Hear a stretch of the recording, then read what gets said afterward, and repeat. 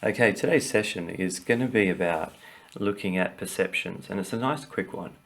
And I run this one as part of the Diploma of Project Management, and I always get a lot of interesting results.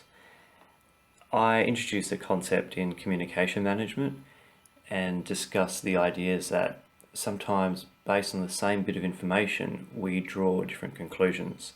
So I've put together a quick slideshow from things I've found from the internet, and I will reference them for the people out there, give them some street cred. And I want you to just play the game with me. So the first game is look at this picture and tell me what you see. Okay, just a few seconds, and write it down if you know you're a cheater and you want to play this game fairly. You got something? Good. Alright, so did you see a man? And if you did, just go, yep, cool, that's what I saw. My brain saw that picture and it sort of extrapolated the detail, and I finally came up with someone dubbed it Elvis, so I'll be consistent with that. I saw the man over there. Now some people say, well, I didn't see that, that's great, but I did see something else. And some people said, oh, I saw a woman. Great. And I have said that this is in no way indicative of sexuality and sexual preference, so don't worry, there's no concerns, it's just a fun test.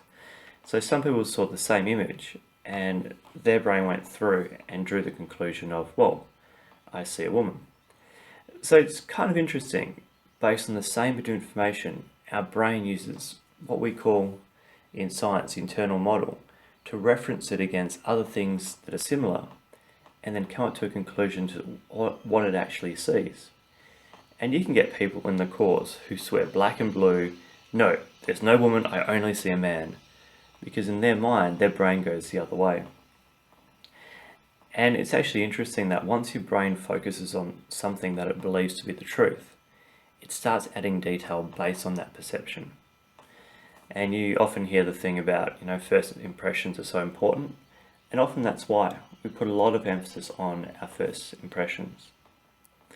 Game number 2. So if you saw a man, you get a point. If you saw a woman, you get a point. If you saw both, you get 2 points, and you're winning so far. Game number 2. All you need to do is read the words inside the triangle. Again, I won't put on there for too long, but if you want to play properly, get a pen and get ready to write it down. Okay? Simple game, just read the words in the triangle. And I'll give you 10 seconds, or my made up 10 seconds. Ready? 1, 2, 3, 4, 5, 6, 7, 8, 9, 10. Roughly 10 seconds. Cool? You've written down what you think you saw. I reckon about 90% of people got this wrong. And I know you're looking at it going, no, I've got it right, I can read, I've done that bit, I've done school, I'm okay with reading. Go back and you'll probably notice there's a bit of duplicity in the sentences. So where you may have Paris in the springtime, this one, or Paris in the spring, clearly I can't read, this one goes through and repeats the word the. So it actually says Paris in the spring, once in a lifetime, burden the hand. And most people overlook this because what your brain does, again, is it makes an assumption. It goes, okay, I know what's going on. And it actually fixes the mistake inside your head. And this is a common error that people find when they try and proofread their own work. They don't notice their own mistakes. And if you research the word scotoma, scotoma, you'll probably find a lot of things in the world of optometry about the blind spot and so on. But we use it in management and psychology to explain the concept that there is a blind spot that exists, and your brain will actually start extrapolating information and it will start correcting information. So it's actually quite interesting, and this is something that gets you in a lot of trouble. Often you have the perception that, hey, I'm 100% sure I said this, but again, it's your brain playing tricks on you. So same bit of information, most people actually read it wrong, and sometimes you can go on a tangent here and explain why we get in so much trouble when we read emails. Because we often read what we think is there, not what actually is there. And if we're talking about getting into trouble, this one gets me into trouble all the time.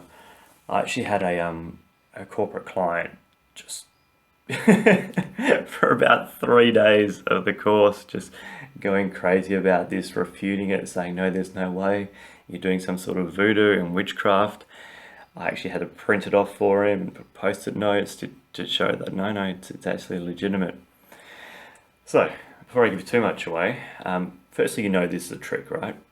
You know I'm going to ask you a question and you know my intent is to trick you. But even still, the majority will get tricked. So having a look at this diagram, which square is of darker shading? Square A or square B? Not the letters, just the actual colour of the square. And write it down. Right, so 99% are saying square A is darker. The other 1% are saying, look, I know it's a trick. I can clearly see square A is darker, but I know you're trying to trick me somehow, so I don't want to look foolish. I'm going to put square B, or I'm going to put they're the same colour. Even when I reveal to people that, yeah, it is a trick, and they are the same colour, people go, no, square B is definitely lighter. And this is something that I call contextual interpretation. Our brain perceives information relative to the context it's in. So you can look up the science behind this, it's actually quite interesting. But the fact there's a cylinder there that appears to be casting a shadow over the square B, your brain automatically starts lighting up square B inside your head. Right, you're not believing me, going, no, this is a trick, prove it. I will do a quick proof of this, and for all intents and purposes, I'm using PowerPoint here. I'm not using a sophisticated program. No offense, Microsoft. So I'm going to insert some shapes to block out the context, the surrounding information, and let your brain see what's actually there and make a judgment. If you don't believe me, I'll make this available, and you can print it off like I did for a client, and you can use post-it notes to do exactly what I'm doing. All right, so if you don't believe me, do it yourself, try it at home. So all I'm doing now is going insert shape, right? Nothing fancy. And my intention is to block out the surrounding information. And you can see already by doing this, square B starts to get a little bit darker. Right? But it doesn't really. It's just your brain saying, okay, well, hang on, maybe there's not so much of a shadow there.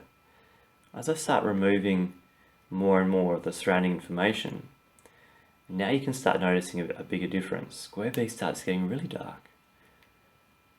And this is at the point where people say that I'm doing voodoo. And now it's pretty clear that they are in fact the same shade. This is actually really interesting because people just go, oh my God, there's no way that can be correct. I was 100% sure. I've had people even want to put money on this. And often, based on our assumption of a context, we can swear black and blue that we are correct when we find out the context is incorrect, so there isn't actually a shadow being cast or whatever the context is. We start to look foolish and we say, oh my God, there's no way I would have said they were the same colour, but I've got no choice but to go with the facts. So hopefully that was kind of interesting. I know it's really interesting in the course when we do go through these things because the reactions we get are great, and I'm just a mean person. I like toying with people. But from a communication aspect, we do get in a lot of trouble from perceptions and interpretations and misinterpretations. So I thought I'd make a quick video Thursday on that, and hope you enjoyed it. And if you want to keep getting these, we're smashing out videos every Thursday. Just hit the little subscribe button on our channel. If you like what we're doing, press the like button and then we'll do more things like it. Okay. Also, like always, if you've got a question, shoot it in, send us an email, and we'll endeavour to answer it through one of these sessions.